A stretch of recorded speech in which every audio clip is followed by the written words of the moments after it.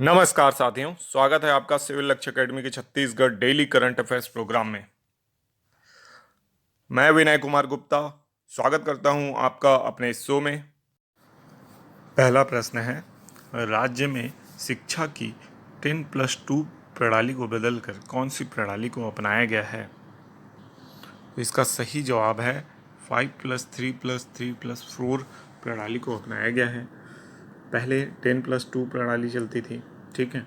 अब यह प्रणाली चलेगी। तो नई शिक्षा नीति जो NEP 2020 है, इसको पूर्णतः लागू करने का जो कह सकते हैं प्रस्ताव है या कैबिनेट की बैठक में निर्णय लिया गया है कि NEP 2020 को पूर्णतः लागू किया जाएगा। पूर्णतः लागू करने के लिए 5+3+3+4 प्रणाली NEP में दी हुई है, तो उसको लागू करना होगा। साथ ही कॉलेज में भी सेमेस्टर एग्ज़ाम्स का जो चलन है वो शुरू करना पड़ेगा। सब्जेक्ट्स बाध्यता जो है वो ख़त्म करनी पड़ेगी और परीक्षार्थियों को अपने विषय चुनने की आज़ादी होगी।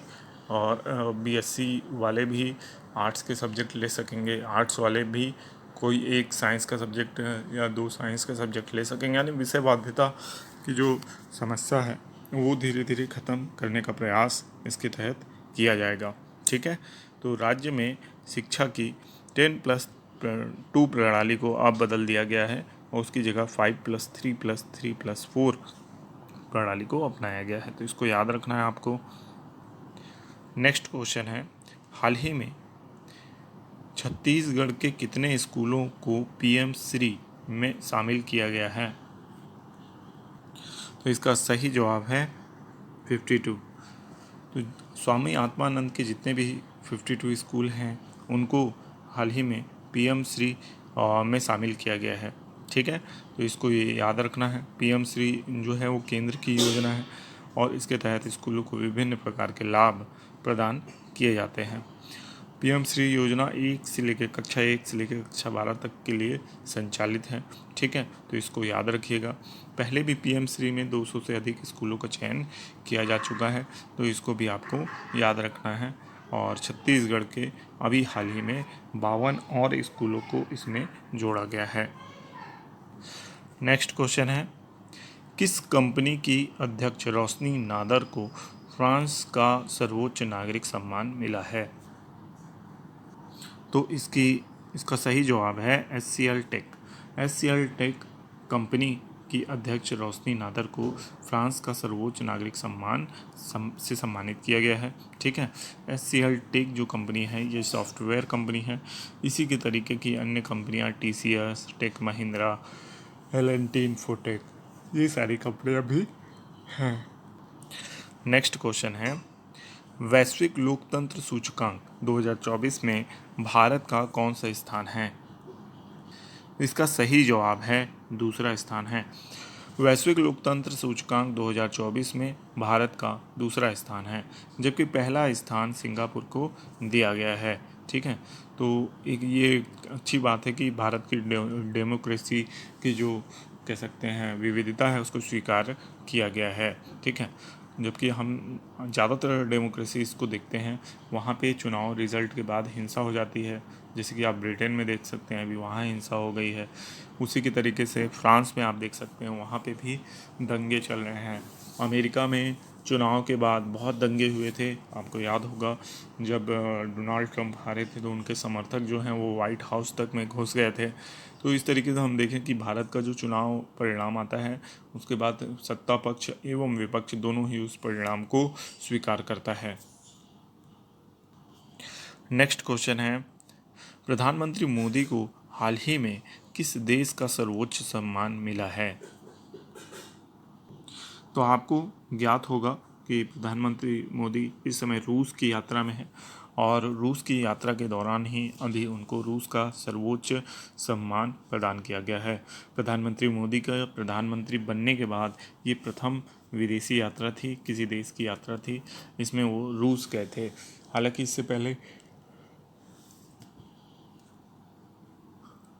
G7 की बैठक में भी वो गए थे और G20 बोल सकते हैं G20 की बैठक में भी गए थे।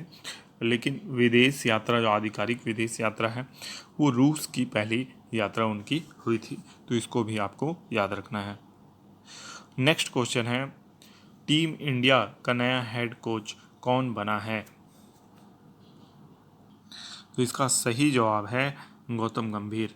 गौतम गंभीर टीम इंडिया के नए हेड कोच बने हैं। टीम इंडिया से, यहाँ से क्रिकेट की टीम इंडिया है ना, तो उसमें गौतम गंभीर जो है अभी टीम इंडिया के नए हेड कोच बने हैं। तो इस बात को भी आपको याद रखना है।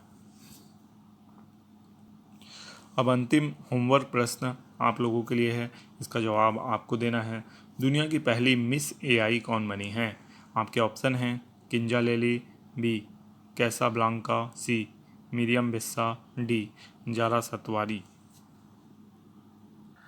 पिछले वीडियो में हमने आपसे प्रश्न किया था कि काजिंद सैन्य अभ्यास भारत और किस देश के साथ करता है? भारत किस देश के साथ करता है? तो इसका सही जवाब है कजाकिस्तान। ठीक है, तो इसको याद रखना है। काजिंद सैन्य अभ्यास भारत कजाकिस्तान के साथ करता है। साथ ही साथ मैं आपको बताना चाहता हूँ कि सिविल लक्ष्य एकेडमी का अपना टेलीग्राम चैनल है, जहाँ ये करंट अफेयर्स जो वीडियो आपको पढ़ाया गया है, इसका PDF शेयर किया जाता है। तो उस चैनल को आप ज्वाइन कर लीजिए। सिविल लक्ष्य एकेडमी नाम से ही है, इसका लिंक आपको डिस्क्रिप्शन में मिल जाएगा। इसके साथ ही साथ सिविल लक्ष्य एकेडमी नाम से हमारा इंस्टाग्राम चैनल भी है। इंस्टाग्राम में अगर आप हैं तो हमें ज्वाइन करके हम सपोर्ट कर सकते हैं। वहाँ से भी आपको कुछ नॉलेजफुल वीडियोस प्रोवाइड कराई जाएंगी, शॉर्ट्स प्रोवाइड कराया जाएगा, तो उसको भी आप ज्वाइन कर लीजिए। साथ ही साथ एक्स में अगर आप हैं, एक्स मतलब ट्विटर में अगर आप हैं, तो ट्विटर में भी हमारी प्रोफाइल बनी हुई है सिविल लक्ष्य एकेडमी। अभी उसमें फॉलोअर्स नहीं होंगे, तो आप हमें सपोर्ट करके हमारे फॉलोअर्स वहाँ पे भी बढ़ा सकते हैं। ठीक है, तो सिविल लक्ष्य एकेडमी, इस नाम को याद रखिए। इसी नाम से आपको फेसबुक, इंस्टाग्राम, ट्विटर एवं टेलीग्राम चैनल में क्या मिलेंगे, और प्रोफाइल्स मिलेंगी, चैनल्स मिलेंगे। ठीक है, थैंक यू। पहला प्रश्न है, छत्तीसगढ़ के कृषि मंत्री ने हाल ही में संपूर्णता अभियान की शुरुआत कहाँ से की? तो इसका सही जवाब है शंकरगढ़। शंकरगढ़ आप जानते हैं शंकरगढ़ कहाँ है? शंकरगढ़ है आपका बलरामपुर जिले में। ठीक है, बलरामपुर जिले में स्थित शंकरगढ़ से कृषि मंत्री ने संपूर्णता अभियान की शुरुआत की, जिसके तहत विभिन्न विकास कार्यों की मंजूरी दी गई है। ठीक है, तो इसको याद रखना है। साथ ही साथ ये भी याद रखना है, शंकरगढ़ जो है कोयला उत्पादन क्षेत्र है, काफ़ी पिछड़ा हुआ क्षेत्र है। ठीक है, इस कारण से यहाँ पे जो आपकी सड़कें हो गई, रोड हो गए, इंफ्रास्ट्रक्चर हो गए, इसके डेवलपमेंट के लिए कृषि मंत्री ने संपूर्णता अभियान की शुरुआत यहाँ से की है। ठीक है, तो इसको याद रखिएगा। नेक्स्ट क्वेश्चन है, छत्तीसगढ़ क्रिकेट प्रीमियर लीग का फाइनल कहाँ आयोजित किया जाएगा? तो इसका सही जवाब है नवा रायपुर।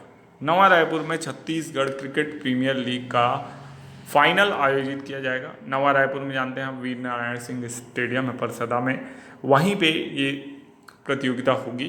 ठीक है, फाइनल प्रतियोगिता होगी, तो इसको याद रखना है। छत्तीसगढ़ क्रिकेट प्रीमियर लीग का फाइनल कहाँ आयोजित किया जाने वाला है? नवा रायपुर में आयोजित किया जाने वाला है। छत्तीसगढ़ के करंट अफेयर से इतने ही प्रश्न थे। अब नेक्स्ट क्वेश्चन है आपका वर्ल्ड और इंटरनेशनल इंडियन करंट अफेयर से। हाल ही में चर्चा में रहा अपोफिस क्या है? तो इसका सही जवाब है उल्का पिंड। ठीक है, हाल ही में चर्चा में रहा अपोफिस क्या है? एक उल्का पिंड है। ठीक है, और ये अभी हाल ही में चर्चा में क्यों रहा? क्योंकि इसरो के जो चेयरमैन के सोमनाथ जो थे, है ना, इन्होंने इसका नाम लिया कि ये अगर उल्का पिंड अगर आके टकरा गया धरती के किसी भाग में, तो पूरी जो मानव सभ्यता है वो नष्ट हो सकती है, यानी पूरे मानव का क्या हो सकता है? विनाश हो सकता है। और इससे बचाने के लिए नासा का एक अभियान चल ही रहा है, ऑलरेडी उन्होंने इसके ऊपर नज़र बनाए रखी है, और माना जा रहा है कि 2029 के आसपास ये सबसे करीब से गुजरेगा पृथ्वी के। और अगर उस समय पृथ्वी की ग्रेविटी के कारण या दूसरे कारण से अगर ये पृथ्वी से टकरा जाता है, तो इससे बहुत ज़्यादा नुकसान होगा। एपोफिस एक कह सकते हैं नाम है जो माइथोलॉजीज़ में है, जो एक्चुअल में एक सांप का नाम है। अगर ये सांप में कह सकते हैं सरफेस में आ जाए तो ये विनाश लेके आता है, तो यही नाम दिया गया है इस उल्का पिंड को, है ना। और कोशिश की जा रही है कि इस उल्का पिंड से पृथ्वी की रक्षा की जा सके। नेक्स्ट इंपॉर्टेंट क्वेश्चन है कि ब्रिटेन के नए प्रधानमंत्री कौन बने हैं। इसका सही जवाब है कियर स्टारमर, है ना। तो कियर स्टारमर को याद रखना है, ये नए प्रधानमंत्री बने हैं, है ना। ब्रिटेन के पूर्व प्रधानमंत्री कौन थे? ऋषि सुनक। इनकी पार्टी कंजर्वेटिव पार्टी चुनाव में बुरी तरीके से हार गई है और लेबर पार्टी ने सत्ता पर आधिपत्य कर लिया है, यानी कह सकते हैं उन्हें मैंडेट मिला है, जनता का समर्थन प्राप्त हुआ है और बहुत सी सीटें उन्होंने जीती हैं और full flashed government labour party की बनेगी। अब लेबर पार्टी की गवर्नमेंट बनने से भारत और ब्रिटेन के संबंधों में बहुत उतार चढ़ाव आएंगे, क्योंकि जो लेबर पार्टी है इनका इतिहास रहा है कि ये भारत विरोधी और पाकिस्तान के समर्थक पार्टी के रूप में जाने जाते हैं और इनके अंदर और इनके पार्टी के अंदर एंटी इंडिया सेंटिमेंट ज़्यादा दिखता है।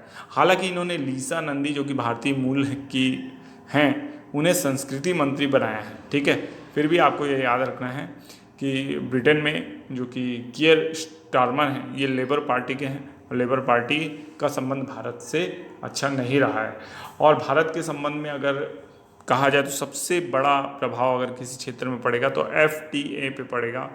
FTA जो है फ्री ट्रेड एग्रीमेंट हमारा ब्रिटेन के साथ होने वाला था, लेकिन क्योंकि अब वहाँ पार्टी चेंज हो गई है, पॉलिटिक्स चेंज हो गई है, तो बहुत यानी मुश्किल लग रहा है कि FTA में आने वाले कुछ सालों में साइन हो पाएगा ब्रिटेन के साथ।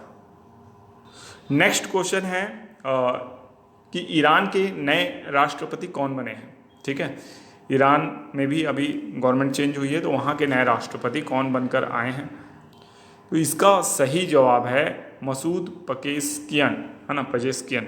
मसूद पजेश्कियान जो हैं ईरान के नए राष्ट्रपति बने हैं। इसको भी आपको याद रखना है, ईरान के नए राष्ट्रपति कौन बने हैं? मसूद पजेश्कियान। और ईरान में भी चुनाव हुए थे, ठीक है, और मसूद पजेश्कियान जो है यहाँ के राष्ट्रपति बने हैं। अब देखते हैं कि भारत के साथ इनका बर्ताव कैसा रहता है, संबंध कैसे बनते हैं। हालांकि ईरान के साथ अभी काफ़ी कम ट्रेड हमारा होता है ना। ईरान आपको पता हो पेट्रोलियम रिच कंट्री है, परंतु अमेरिका के प्रतिबंधों के साथ ये पेट्रोलियम रिच कंट्री है। तो मोस्ट प्रोबेबली USA में अभी इलेक्शन होने वाले हैं 2024 में। अगर वहाँ डोनाल्ड ट्रंप जीत के आते हैं तो हो सकता है कि कुछ और प्रतिबंध ईरान के ऊपर लग जाएं, है ना। तो ये देखने वाली बात होगी। नेक्स्ट क्वेश्चन है विदर्भ किस राज्य में शामिल है जो हाल ही में चर्चा में रहा था? तो इसका सही जवाब है महाराष्ट्र। विदर्भ क्षेत्र किस में शामिल है? महाराष्ट्र में शामिल है। यह वृष्टि छाया क्षेत्र में आता है। अगर आप भारत का मैप देखेंगे तो भारत का मैप कुछ ऐसा है। ये वाला क्षेत्र जो है आपका, ये पश्चिमी घाट वाला क्षेत्र है नीचे तक। ये यहाँ पे जो क्षेत्र पड़ता है ये है आपका विदर्भ, है ना। और विदर्भ जो है ये महाराष्ट्र में है। इसके अलावा मराठवाड़ा भी महाराष्ट्र में है।